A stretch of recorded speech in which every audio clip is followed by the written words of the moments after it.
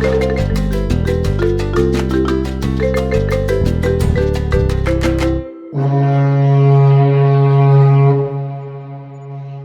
world, I'm Carole Leblanc, owner of Viva Vacation, and since our family will be visiting Paris in May, I thought it would be great to do our first destination podcast on the beautiful city of light and love, Paris, France. I'm joined today by Shawna Woods-Roy, one of Viva's travel consultants who specializes in European travel. Hi Shawna, how are you? I'm good. How are you? I'm doing good. I assumed it was going well for you. You're just getting back from Mexico, aren't you? Yes, I just returned a few days ago. Some sun and some salt water and sand is always good for the soul. Oh, I did miss that this winter, I have to say. So let me start by asking you, Shawna, how many times have you been to Paris to date?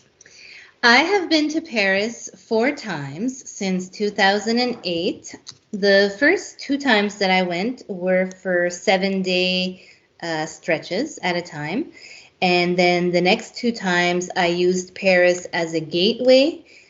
Back in the day when WestJet offered us European flights from Halifax, it was a really good price. So I used Paris as a gateway, and of course you can't use it as a gateway and not at least spend a few days there. So in total, I've spent 20 days in Paris. Wow. So what would be your advice for first-timers to Paris? First of all Anglophones, don't be afraid of going to Paris, even if you don't speak French or you feel that your French is limited. It's very accessible to Anglophones.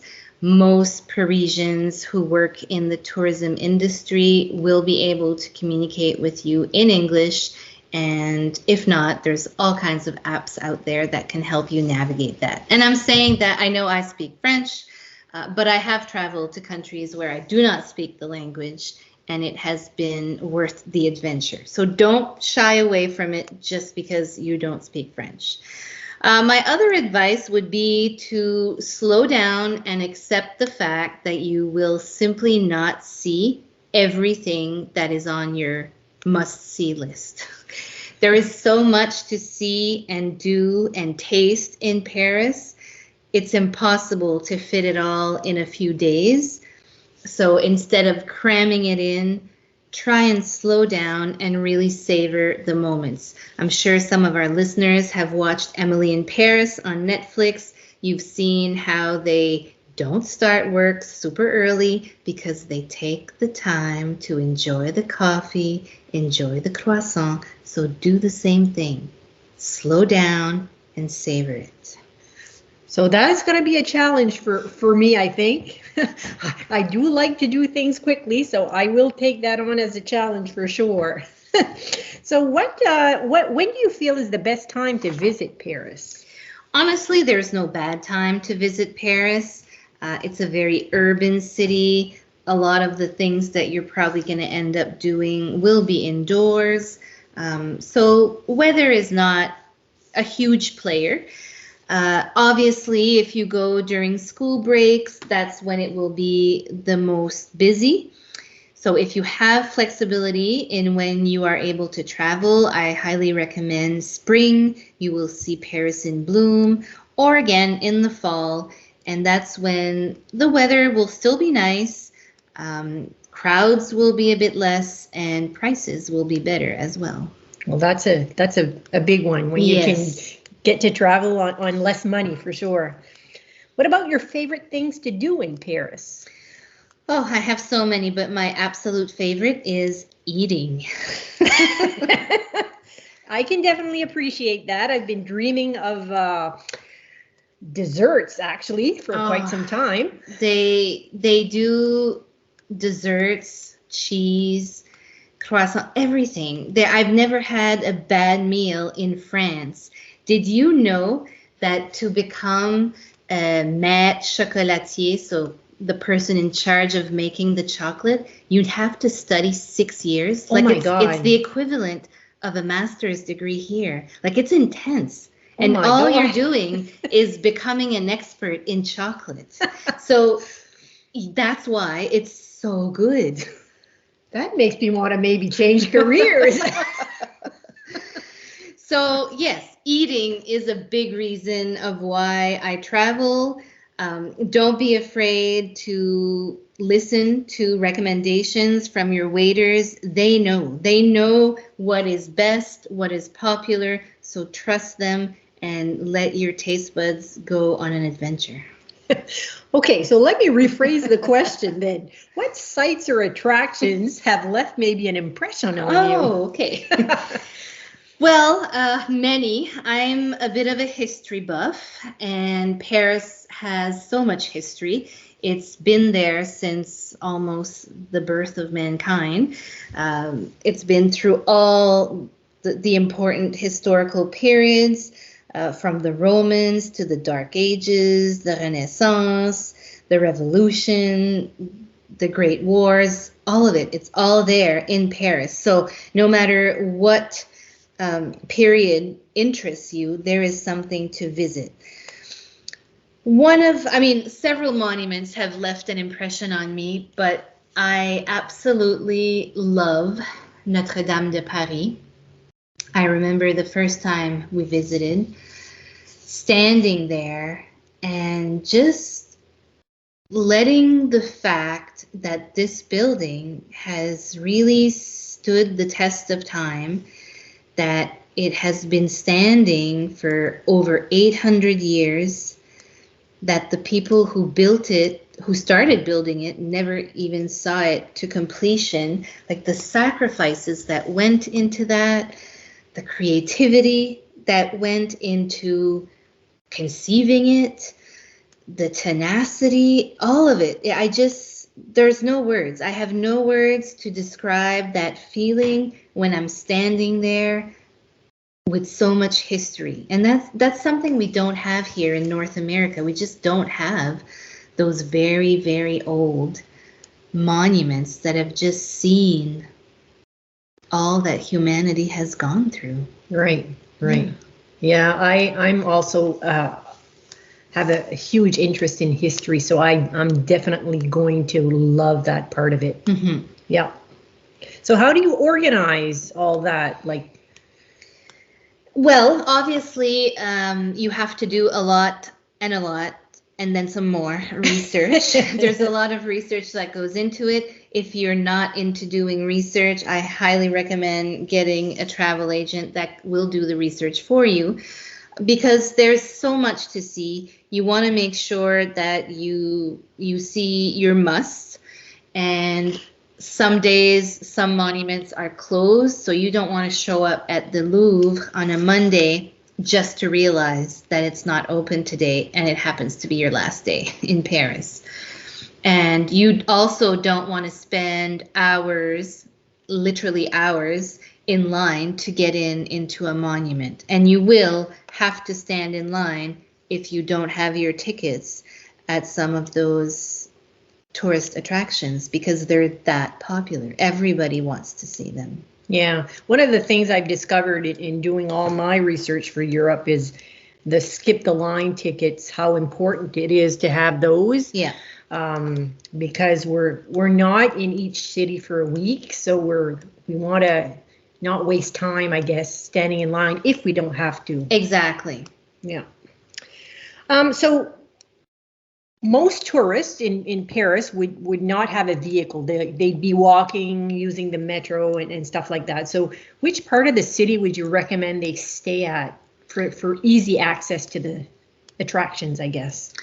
So contrary to North American cities like New York City, which is organized in a checker, Paris is organized differently. It's divided up into sections called Arrondissement, and those arrondissements are numbered, and they go around and around and around the city in a spiral.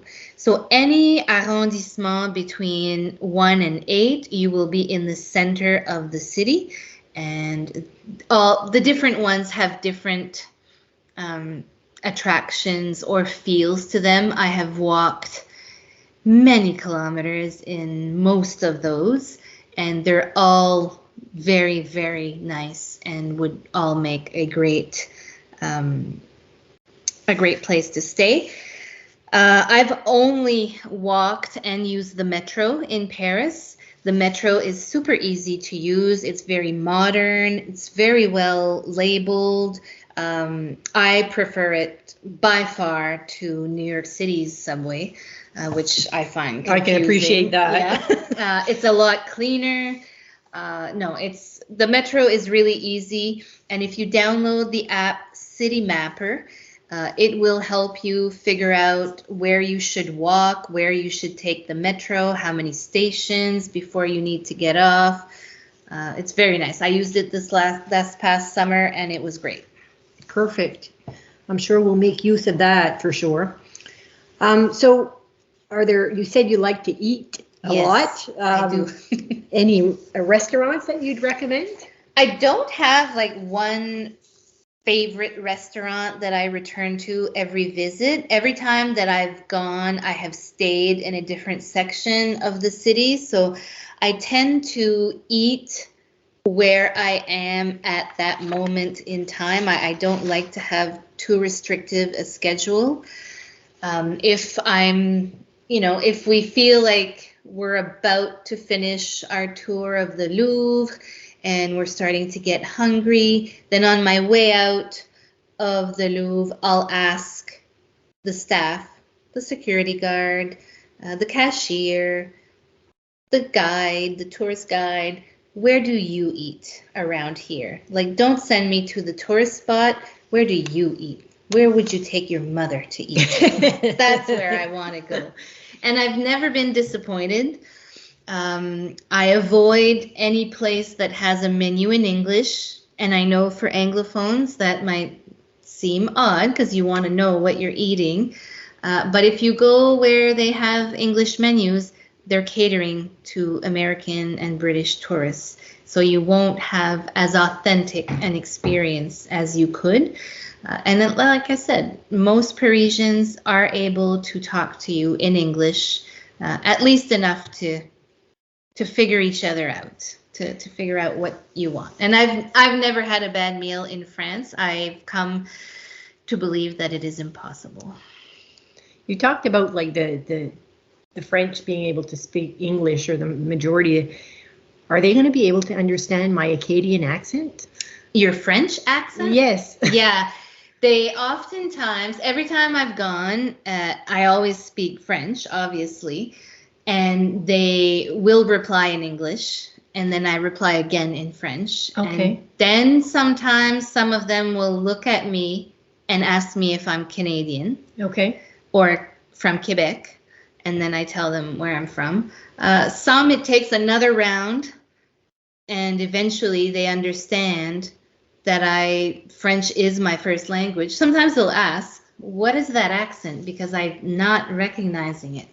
And then I explain, and then it's fine. So I think they're just, at first they just assume it's an accent I don't know, therefore this is not a French-speaking person. Okay, interesting. But if you continue, if you're persistent, they will. You match their persistence? Yes, I try. So there's a lot of people that think that traveling to Europe can be very expensive. I'm sure that's the case, depending on the style of travel you do. But exactly. What are your thoughts on that? It can be very expensive if you're getting chauffeured everywhere and you're staying at the Ritz, eating in Michelin restaurants. Yes, it's going to be very expensive, but you don't have to do those things in order to eat well. Like I said, I love to eat. I've never been in a Michelin restaurant. I've always been to the small corner place that caters to the local people, and you can usually get a very good meal for around 20 euros a plate.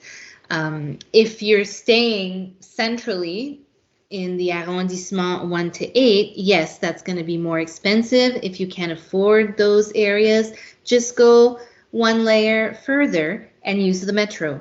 So you'll be using the metro a little bit more, but you'll still be very comfortable, and you'll still have a nice neighborhood where you're living in. And instead of going to the restaurant for every meal, maybe you go to the market, you go to the épicerie, which is like, they don't have superstores there. They have, every corner has a small little grocery store, the local grocer, and you're going to be able to get a nice block of cheese with a bottle of wine for under $20. Okay. Yeah. That sounds good. Yeah. Cool. Well, Shawna, I feel much more prepared for our trip to Paris. Thank you so much for joining me today. And You're welcome. And sharing all your experiences with our listeners.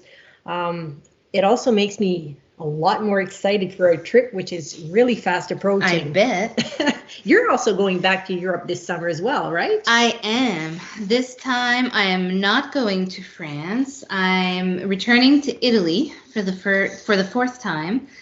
So I'm spending a week in Italy, then getting on a cruise just outside of Rome, doing the Italian coast, the Greek islands, all the way to Turkey to visit Istanbul. That's been on my bucket list for a long time. Then the cruise ends in Athens. I spend a few days there, and then I get on a different cruise to visit more Greek islands and several stops in Croatia, which I'm really looking forward to, and finally finishing in Italy, in Venice. Wow, sounds like an amazing trip. It does. I can't wait. How long is that for? I'm gone for about a month. Wow. Yeah, just shy. Yeah, like 27 days, wow. 28 days. We'll have to do another podcast after. Yes, we will. One or two. Exactly. So for all of you out there, if you're dreaming of visiting Paris or any other European country for that matter, please reach out to Shawna or your Viva travel consultant to discuss the many options that you have for a trip to Europe. Like most destinations, we can provide options that best suits your preference and your travel style. Until next time, Viva Vacation!